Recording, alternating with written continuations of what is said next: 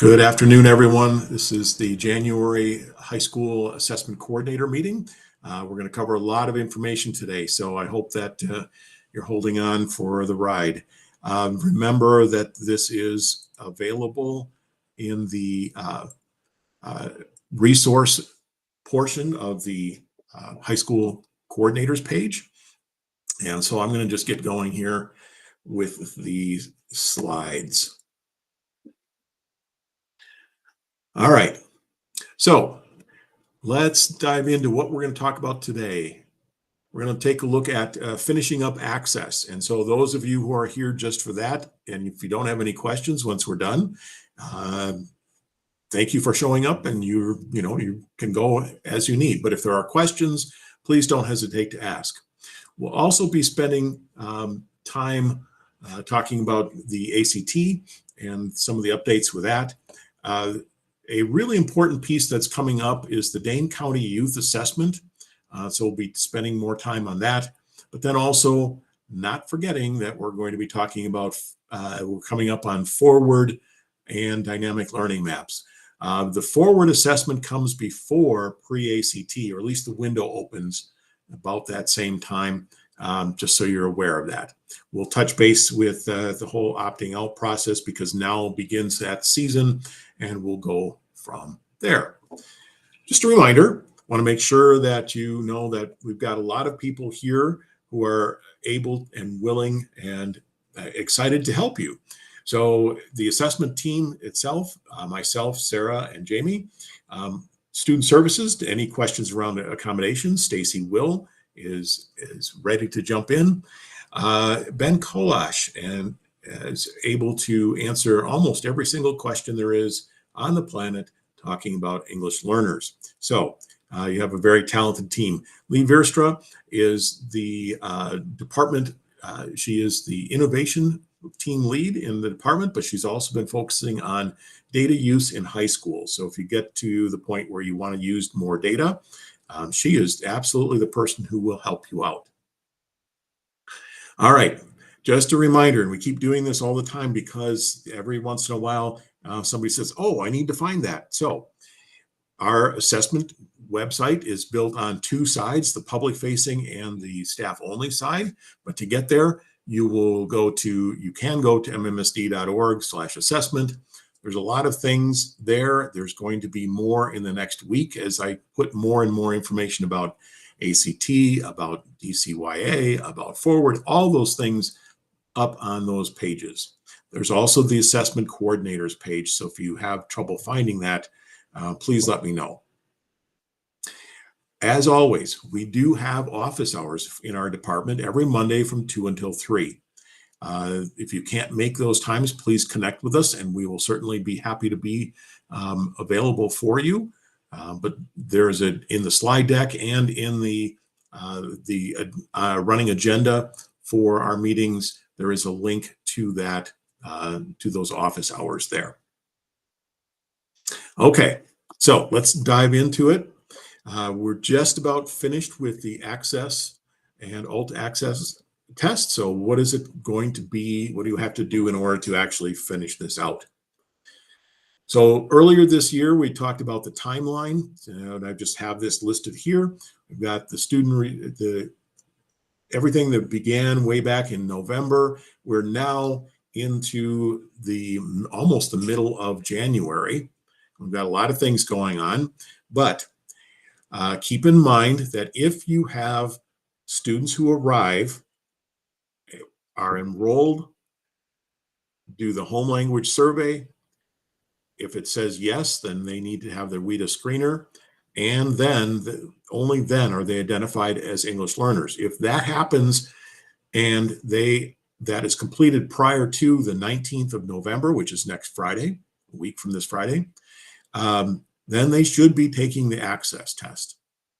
And I realize how many resources everyone puts into the access test. And so I do want to give you some time. So if they arrive after the 19th, that last week, we're not going to be doing the access test this year. You still have to go through the same process of identifying them as an English learner, but that's really important. That there is, we're going to give you some time that we don't have to do that. And again, as we come up on towards the end of the semester, the end of the window, we've got a lot of things going on. This is not even counting snow days. So MLK is next Monday.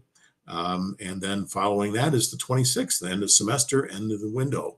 So please make sure that you keep on top of things. If you are struggling as a school to get things done, please don't just say, well, we'll keep trying hard. Let us know and we'll see what we can do. I can't promise tons of resources, but if there's something that we can do to help out, we will try and get that for you. So please don't hesitate to reach out and let us know. I will be sending out information this week, and I'll talk about that in just a moment. But if you have gotten any physical material, I think everybody got some administration manuals, regardless of anything else. If you have any of that, please send that back. If you're completed with it, send it back to Sarah here at Doyle. If you have any student work that is in there, sometimes there is a writing booklet, etc. Make sure that you put the student label on that. Or you have all the demographics bubbled in on the back cover. Now, I do want to share with you a place to find a student state ID number, because that's always someplace that the booklets require this information. And this is not readily available in IC, simply because it's a secure piece of information. And you can find it on the WIDA AMS platform. Why? Because this is a secure platform, and only those of us who need to know this or have this information available have it available. So to find a student state ID number, if you need to bubble that in, once you log into WIDA AMS, you select Test Management as the dropdown. You put in your school. You then click on the tab, after you put in your school, in the upper right, you have to say which assessment it is for the access for ELS. And then click on Registered Students. And once you're there, you'll have a search window available that's over here on the left. Student name, last name, first name will go in there. And then you will get the student name and their state ID. So you can see that listed here in the bottom table. So that's one way of finding a state student ID if you need that. Now, one of the things that's coming up, and I don't want to go any further, is I'm going to be sending out this week, towards the end of this week, hopefully Friday afternoon, I'll be sending a list of students who have yet to complete the assessment. So I will be sending you a spreadsheet, and I will be sending you the current completion rate number, what percentage complete you are, but then also have a list of students who are in progress and students who have not started. If you have students who have for some reason are not taking the test, and we've already got that taken care of, those students will be gone. But in the end, at the end of the window, I'll be sending you a list of all the students who have not tested, and I will need to know a not tested reason. I have to put all of that into the system. So I will need to know why students didn't test. Absenteeism is one of the reasons. So please make sure that when that comes to you, I just wanted to give you a heads up that that's going to arrive. When that comes to you, please complete that. That would be great. There'll be more information in that email as well. So that's kind of it as we wind up the access testing. I'm going to move on now to ACT. And we're going to talk a little bit about some updates. Next month, we'll be really focusing in on ACT. You may or may not have noticed that there's already a communication plan it's moving forward. So there will be, if not already, there will be in the next week or so, a social media campaign that will be going out to students, to families, that will include reasons, why should I take the ACT? What is it good for? There'll be information about how to prepare for taking the ACT. This has been done together between the assessment department and the communications department, as well as CNI. And so this is the second year for this, and we're trying to fine tune it, but we think we have it pretty well in hand. But if not, if you hear of something or if you've got other ideas, please let us know. We want to continue to improve this getting the message out to students and to families, the importance of taking the ACT. We'll also be sending out to you a couple of pieces that you can put into family newsletters, and there will be a letter that I will have for you specifically with details about the test, like we'd have a typical letter for testing at the beginning of every assessment season. So again, these are the things that will be in play. They're coming. There will be things in the district family newsletter as well. All time to focus on the 12th of March as being the test date. Okay, things to think about right now. What we've got going on. Accommodations and English learner supports. The initial application is due in TAA by the 19th of January. So that's next week. I know I'm working with East on getting one student who somehow got stuck in the system, getting them unstuck. But we need to get those applications in. If you have students who arrive after the 19th, they enroll after the 19th of January and they have an IEP, we can talk about that later. You can still apply for accommodations.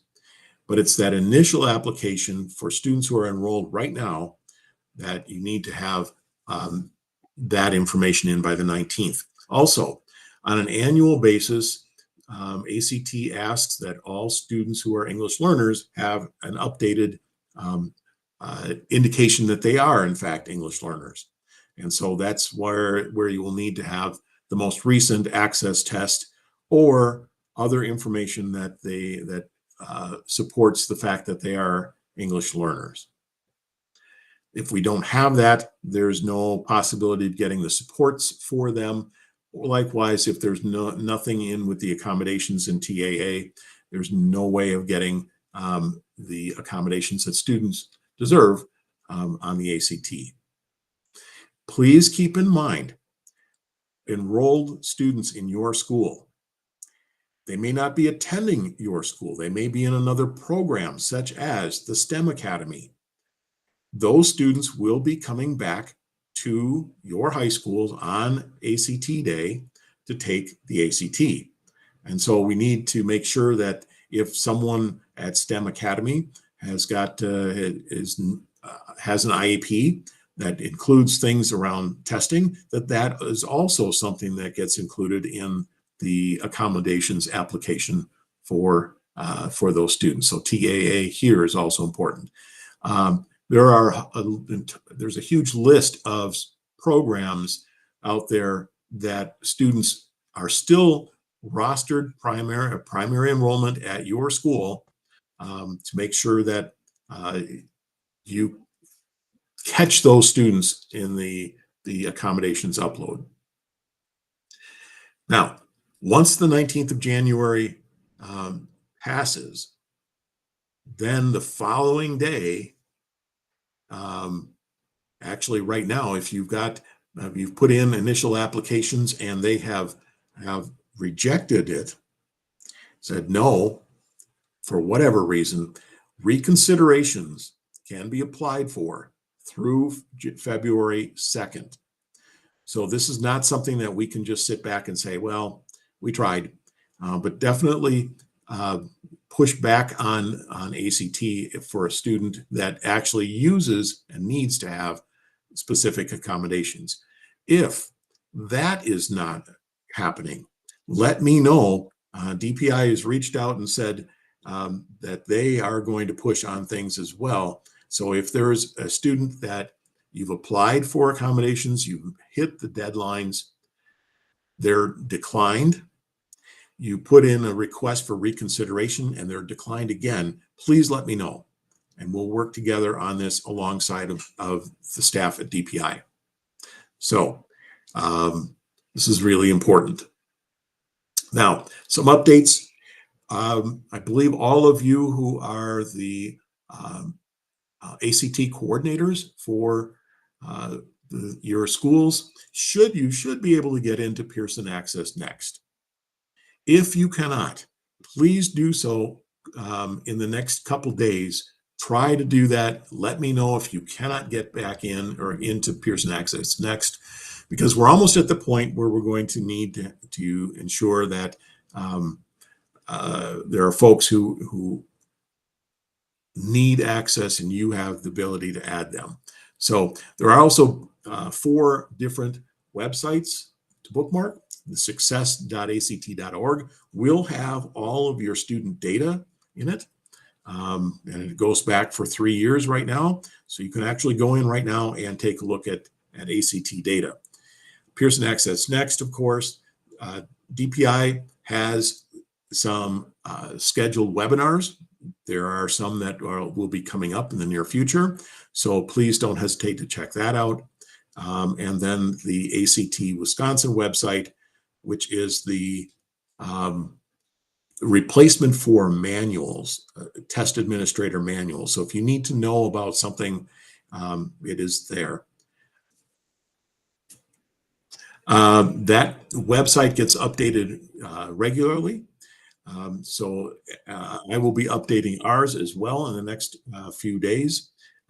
So to make sure that there are things that are there. Things that you should be looking for would be a list of calculators that are appropriate or are okay for use, approved for use by ACT. Share that with your math department. ACT has said they will not be sending that sheet of paper in the shipments, that you can go online and get that. I will be putting that on our website in the next few days. So that would be an important piece. There are other things that get regularly updated. If you have students who would benefit from a word-for-word or word-to-word dictionary, English learners, first of all, those are becoming obsolete simply because students don't know how to use them. But it is a support that is allowed. We're not able to get every language.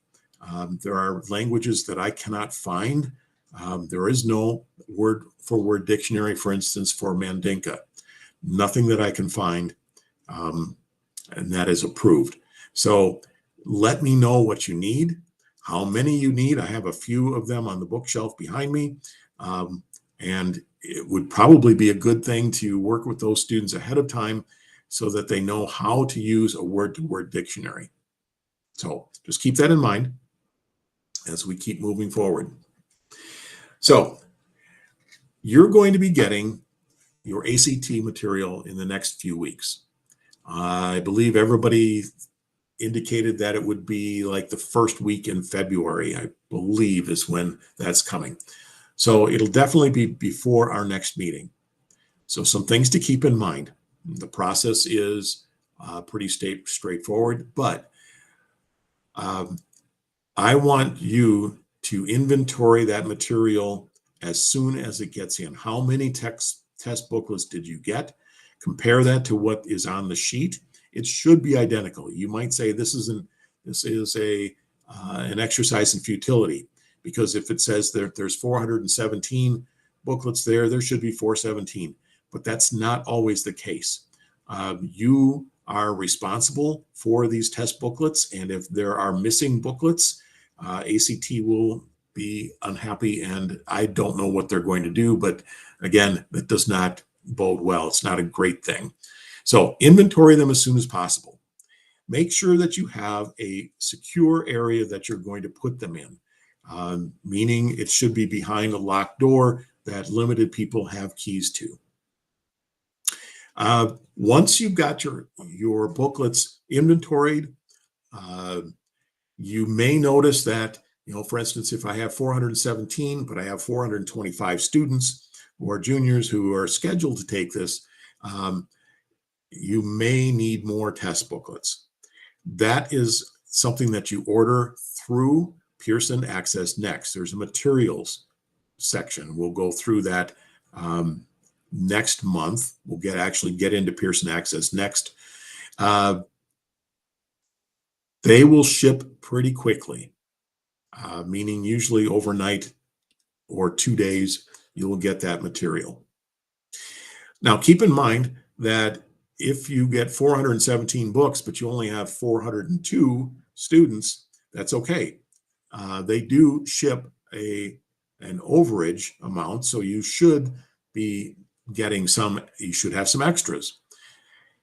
The number that was used for shipping these booklets is pulled, I believe, actually next week. So hopefully those numbers are going to be pretty close to what it is that you have, the number of students that you have in grade 11. Again, keeping in mind that you have students at other programs and off-site that will need to come back, or we need to make arrangements for their testing in a different location. So students who are recently enrolled, like this week or next week or the week after, may or may not be included in that initial shipment. So just kind of keep tabs of how many students you have that are coming in over the next couple of weeks, because they will need to have ACT. Everyone who's enrolled as a junior is expected to take the ACT with writing or the dynamic learning maps. And we'll talk about that briefly a little bit later. So again, it is an expectation that if they're enrolled, they test.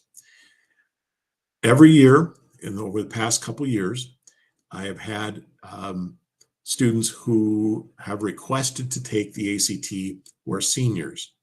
They were absent for the test date or dates last year. My answer is, unfortunately, we cannot do that. DPI, this is a state paid for assessment, and DPI strictly prohibits anyone except for currently enrolled juniors from taking the ACT. So even if they missed it last year, let me know that this is a case, and we'll see what we can do for them, because I believe that everyone should have the opportunity to take an ACT, but we'll see what it is that we can do. No promises, but there are some cases in which I think we might be able to work out something. They will not be able to test on the March 12th or the makeup dates that we have. This would be for separate testing. Okay. Next month, we are going to go through the training that is required for those staff members who are, I believe they're called test coordinators or proctors. And so there will be some security agreements, because again, these materials are secure. Things I want you to be thinking about. How are you going to handle that day? Remember, this is a junior only day, so you will only be dealing with 11th graders. But how are you going to handle cell phones? How are you going to handle smartwatches? How are you going to handle AirPods? Making sure that none of those are being used by students. I know that students get very anxious when their technology is out of sight. What happens? How do you handle cell phones, etc.? Where do they go? Do they stay in the room? So I want you to start thinking about that. Next week or next month, we'll be going over that in a little bit more detail. Also, things to consider. There will be a break. There is one scheduled break. It's about 15 minutes long. What are you going to do for that? Typically, there's a granola bar or water, but that is all handled by each individual school. So I apologize. I would love to say I have the budget to do that, but I do not. Finally, remembering that this is approximately a 4.5 hour long test. And if you're starting, let's say we arrive by 8:15, if you start by 8:30, that puts it, almost 1 o'clock. So many times in the past, schools have done a grab and go lunch, but we need to provide some kind of lunch for students. If students are testing with accommodations and it's time and a half, they're going to be there all day. So please make sure we'll talk about what that looks like for them as far as a lunch break is concerned. Please note, transportation will not be changed. The bus company will run normal routes. Madison Metro will run normal routes. Both of them will run normal times. If you have, I know West has yellow buses that go long distance. Those will be running at their regular time. So please don't expect students to, when they're done, let's say at 1 o'clock, by 1:30, everyone will be gone because the buses came early. That is not the case. We cannot do that. So just keep that in mind. So these are things as we go through and start getting details and start planning, these will all be important things to think about ahead of time. Again, the office hours and webinars that DPI and ACT are running, I can send you an updated list. The next one is January 10th, which is, today at 11 o'clock, but there will be a recording there. And finally, there's going to be another one. It's the second test administration webinar. It is going to be on the 14th of February, which is the next time we have our meeting. That one will also be at 10 o'clock in the morning. They record those, so if you do find yourself looking for some answers, they will be there. So the accommodations, the test administration, today's was online site readiness, not something that we're doing this year, with the exception of Shabazz. And Elizabeth, if you're on, I'll be touching base with you later, you and Chantel. And then next month is going to be the second, it's a different test administration webinar that ACT and DPI put together. They are recorded. The office hours that ACT and DPI provide, the office hours that we provide are not recorded.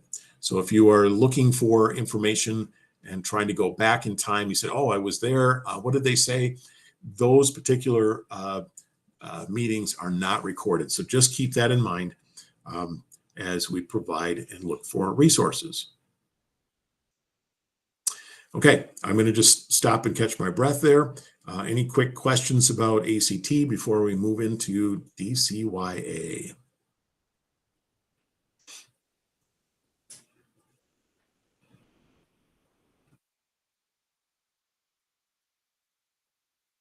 Okay, let's keep moving through this. So the Dane County Youth Assessment is something that comes in every 3 years, and this is the 3rd year. So it is a very important piece, and I think I tried to emphasize this back in November. It's given to grades 7 through 12. This has been an ongoing, long-running survey of our students and their life and what's going on in it since the 1980s. We're going to be running this that says the window this year is late January. We're essentially going to be starting on February 1st, and we'll be running through the end of February. This survey takes about 30 to 40 minutes. That includes the directions.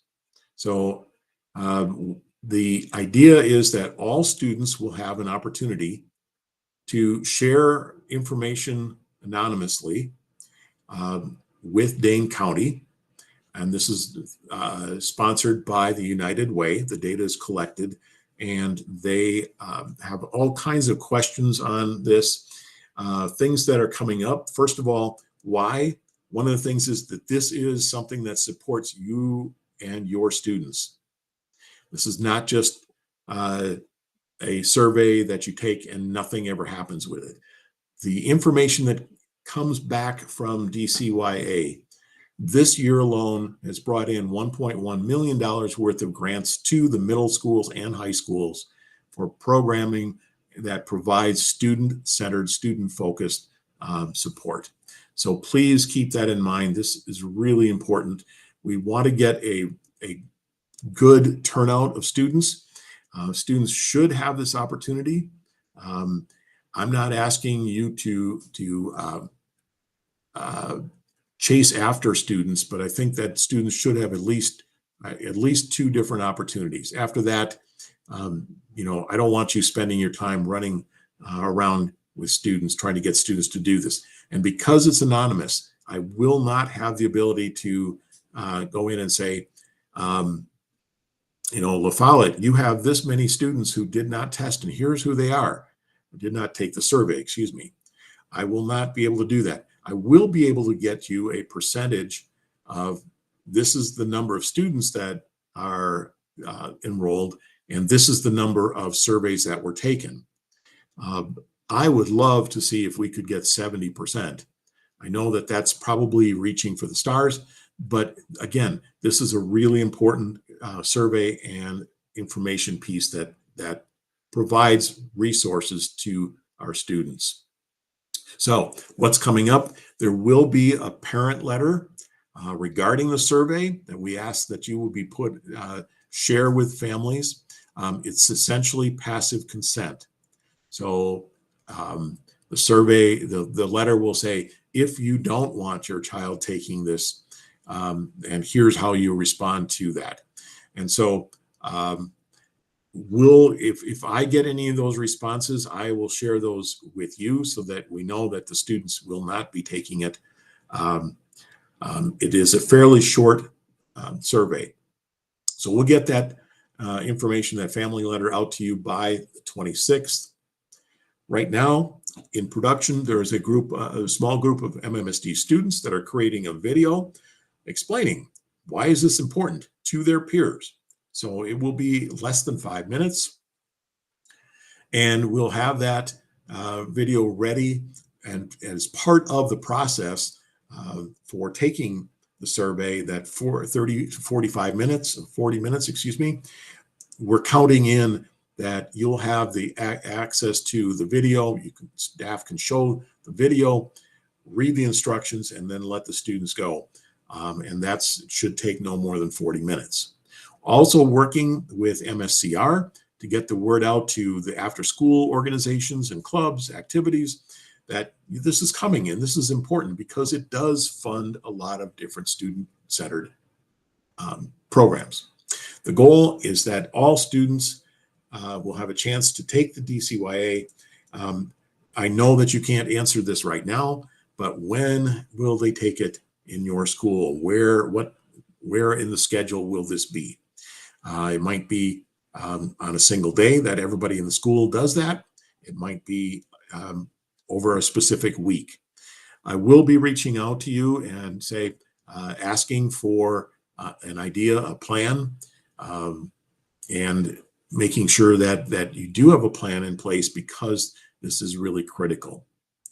Other things that you'll need to know, I'm working on getting this set up in ClassLink. So I'll send you an email when that's finalized. So it won't be turned on until that 1st of February. And I've been pushing to make sure that we get the results back to you as a school so that you can say, hey, X number of percentage of our students do this or don't do this. For instance, I think last time there was information about, did you realize that 85% of our students do not smoke? Whereas sometimes they look around and say, well, everybody's doing that. Well, this is information that you can use to help in student wellness and student-centered campaigns. So I'll get information to you as this happens, but I want you to know this is going on. I have the survey on this particular slide. It says the survey takes 20 to 30 minutes. That's true. The 30 to 40 minutes is actually the 5-minute video and how long it takes to read the script that staff will have. All right, so that's DCYA coming up. And then of course, we have Forward, which we know that it is a required assessment. It is state mandated that all 10th graders take the Forward test. And the reason why I'm bringing this up now is because the process for Forward moves faster or starts sooner than the pre-ACT Secure. So again, 10th graders will need to take this, and it is used for accountability except for our 10th graders. It's not used for state or federal accountability. It is required by state statute, though.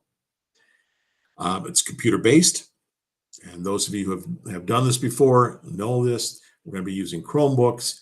It uses DRC Insight, which is the platform very similar to Access testing, only it's not updated or changed like Access this year. And grade 10 will do 2 sessions of social studies. It's got to be given in purpose. You can see the window here, March 18th through the 26th.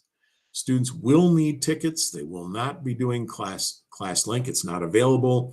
We'll get those tickets out to schools around the 2nd week of March. We'll give you more specifics next month.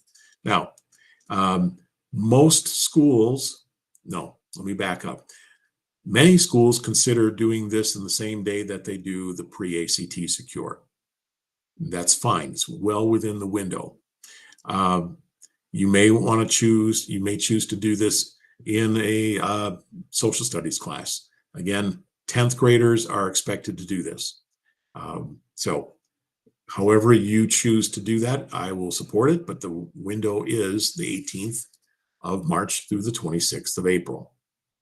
We're going to be sending out information in the next week or so, talking about where are English language learners. Again, there's tools that go along with the Forward test. What are accommodations?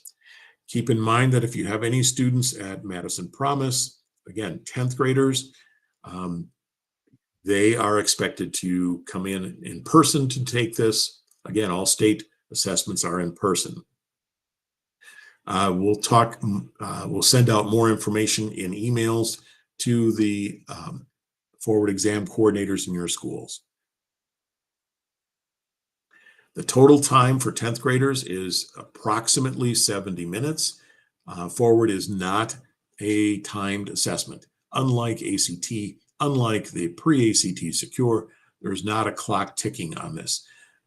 We've found that it takes about 20 to 25 minutes typically for each session.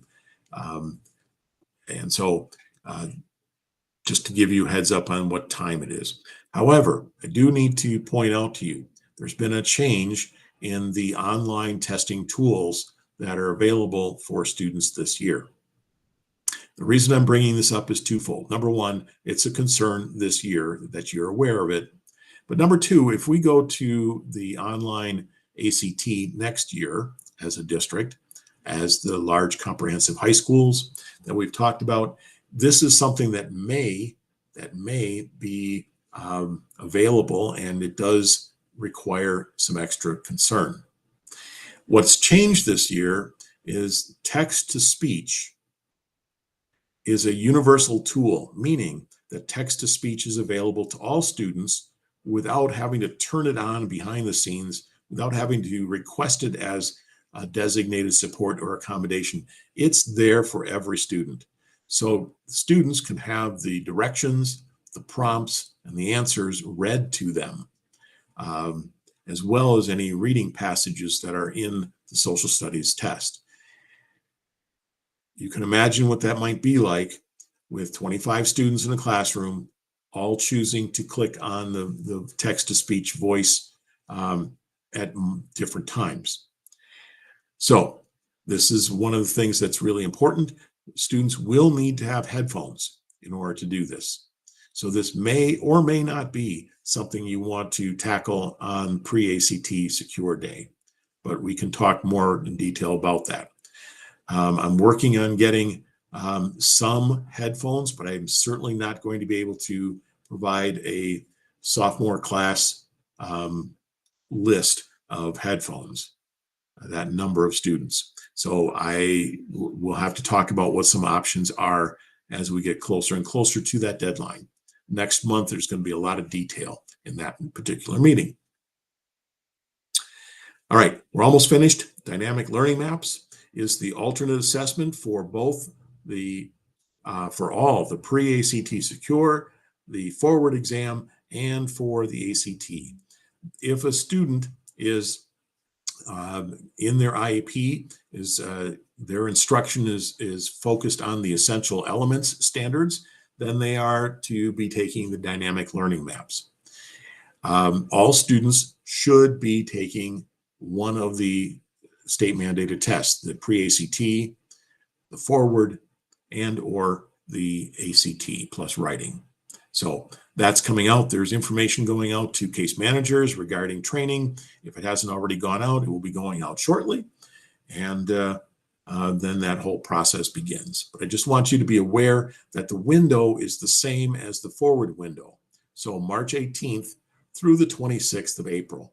So that's the time, even though ACT itself happens on March 12th, if a student is taking the dynamic learning maps, it doesn't start until the 18th of March. Okay, on the horizon, but coming up close. First of all, things to remind you of. Again, we're going to be getting into the season where students and families are going to say, well, I kind of like to opt out of the ACT or the pre-ACT Secure or the forward. This is something that they can do, but they do need to have this written in a written format sent to you specifically, in which case, if you could scan it, if it's a handwritten note, and send it on to Jamie Anderson and myself, or if it's an email, just forward that to the both of us as well. I need to keep track of this, as there is a report that I give to the board every year about opt-outs. Now, in some schools in the past, what we've done is you just kept a spreadsheet and linked the emails or the scanned documents. That would be perfect. If you want to just be working off a Google Sheet together and having it shared with us, that would be great as well. We don't want to create, huge amounts of work for you and your team, but this is something that we do need to keep track of. So next month in our meeting, we're going to spend a lot of time on ACT, a lot of time on forward, and a lot of time on the pre-ACT Secure. And there'll be an update on the dynamic learning maps as well. So big month next month. I'll probably have as many resources available as possible, and we'll let you know as that happens. So we're going to stop in just a moment to answer any questions. Again, our email address, if you want to make sure you connect with us and you've got questions, and there it is. So I am going to stop the recording and we'll look for any questions.